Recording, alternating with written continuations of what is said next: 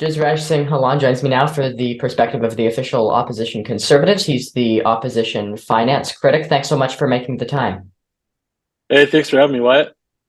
Good to see you I again. want, yeah, you too. I want to start out with looking at this federal budget. Do the Conservatives ultimately believe, on kind of a general question, with all of the issues impacting Canadians, affordability, Indigenous reconciliation, climate change, so many issues, do the Conservatives believe that the budget was enough to kind of make its mark? And if not, what else could the government have done? Absolutely not. Look, Wyatt, this Liberal NDP budget it's an attack on the hardest working people in Canada. People that work. This is a direct attack on their paychecks. We had three simple asks of the government. One was to bring home lower prices, which means getting rid of the carbon tax and other deficit spending. The next task was to bring home more powerful paychecks by reducing taxes on Canadians so they can take more home. And the third thing was to bring home more affordable homes for young people and others so they can actually get into housing. This didn't address any of those. And actually, it's going to make the cost of living crisis worse because now we know that they've contributed with this budget $40.1 billion in new deficit spending, which is inflationary, which will make taxes go up, and it'll bring in more pain for Canadians. And when you look at kind of diving into some of the specific aspects, I mean, I spoke, for example, with Roseanne Archibald, the national chief at the Assembly of First Nations, who said that she believed the government didn't invest the amount of funds necessary into Indigenous reconciliation. On the healthcare aspect, not a whole lot into healthcare. There was obviously the dental care aspect of things. So, I mean, looking at the issues with the messages coming from various industry and the government needing to balance what they're doing between government spending and investments in programs. How do you think the government can do that, could do that, should have done that?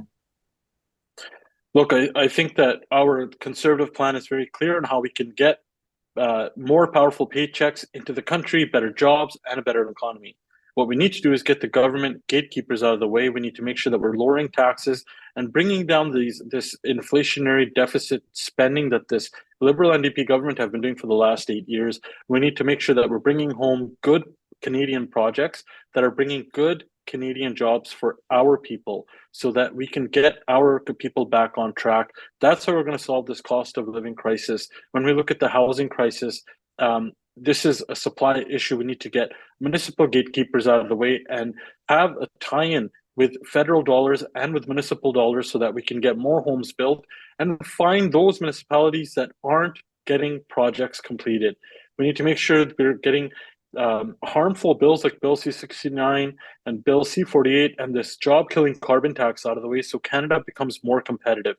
What we can also do is with these energy projects that we have such good resources here in Canada, we can partner with our First Nations. And our leader, Pierre Poilievre, has been going coast to coast, talking to First Nations communities on how we can work on together to get economic reconciliation, working on that together and getting good projects built here so we can have long-term prosperity for everyone across the board in Canada. And when you look at the, I guess, response from your party, from Pierre Poilievre, and from the entirety of your Conservative Party caucus, what your caucus would have done versus what the government has done, I guess when you look at future budget cycles versus this budget cycle, what can the Conservatives do to ensure that more of what you're looking for actually can end up in a federal budget? Well, first of all, it's a forming government, a good Conservative government under the leadership of future Prime Minister Pierre Poilievre. That's how we're going to get this country back on track. As I said before, it's the gatekeepers with the support of this Liberal government that have stopped from good projects being completed here. You know, this government after 8 years has done nothing but failures, like many announcements. And for example, this government is the one that's going to spend $89 billion on housing. And literally, with the announcements that they make, they've made housing rent and mortgages double in this country. So everything they do, they're spending a whole lot of money with getting very little output for that. And the results are even worse. And at the end of the day, this is all on the backs of hardworking Canadians.